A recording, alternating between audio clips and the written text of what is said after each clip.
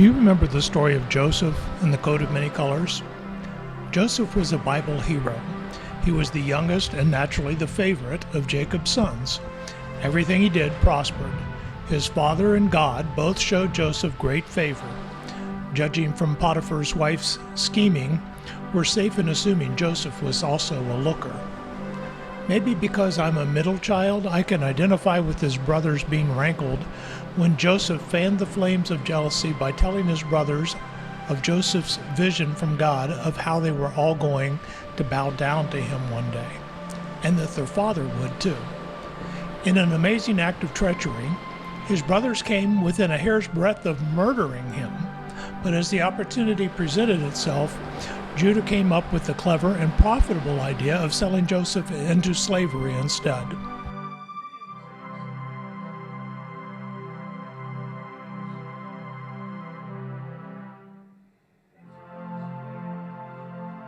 As a slave, Joseph followed a circuitous route to the top, following a road that included a little jail time. But God raised him to the role of Pharaoh's advisor to guide Egypt to store up grain for a future famine. That famine set the stage for the brothers, years later, to go to Egypt in search of food, not yet knowing that the official to whom they were appealing for food was their brother Joseph. They did indeed bow down to him. After negotiating seeing his father again, Joseph moved past the betrayal of his youth. But when their father died, his brothers feared Joseph's revenge. That sets the stage for the Old Testament reading for this Sunday in Genesis 50. Starting at verse 15. Realizing that their father was dead, Joseph's brothers said, "What if Joseph still bears a grudge against us and pays us back in full for all the wrong that we did to him?" So they approached Joseph, saying, "Your father gave this instruction before he died. Say to Joseph, I beg you, forgive the crime of your brothers and the wrong they did in harming you. Now therefore, please forgive the crime of the servants of the God of your father." Joseph wept when they spoke to him. Then his brothers also wept, fell down before him and said, "We are here as your slaves." But Joseph said to them, "Do not be afraid. Am I in the place of God? Even though you intended to do harm to me, God intended it for good, in order to preserve a numerous people as he is doing today. So have no fear. I myself will provide for you and your little ones." In this way he reassured them, speaking kindly to them.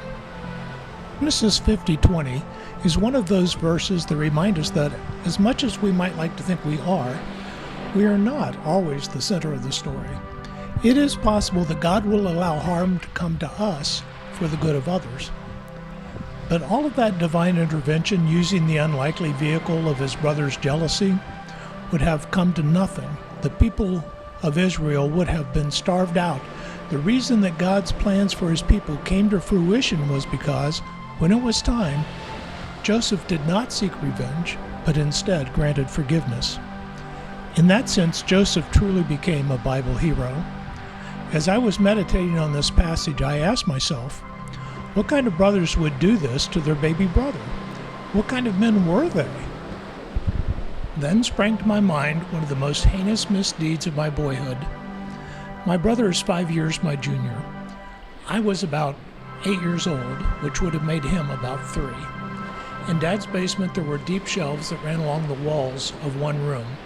The shelves were closed off with wooden doors so that things could be stored out of sight there. Wayne and his friend David S. were tagging along after myself and my friend David P. We older boys decided it would be fun to play jail keeper, so we locked the toddlers in the shelves. As they freaked out, screaming and pounding on the doors, we older boys laughed for a terrible amount of time before letting them out. Where did this cruelty come from? We may aspire to be the model of forgiveness seen in Joseph, to be the hero. The thing about human nature is that while we may on rare occasion be called upon to forgive, it is at least as likely that we will be the brothers in need of forgiveness. The dilemma of being human is that we not only get hurt by those sinning against us, but we hurt others by sinning against them. I use the word sin here in the biblical sense of missing the mark, falling short of God's standard for how we ought to treat one another.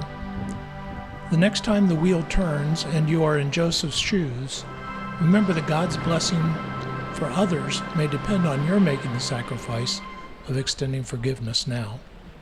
Also remember that the wheel will turn again, and you will find yourself in need of someone else's forgiveness.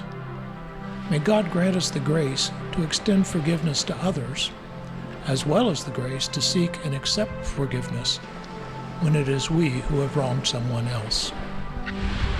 Well, thank you for sharing your time with me. May God bless you.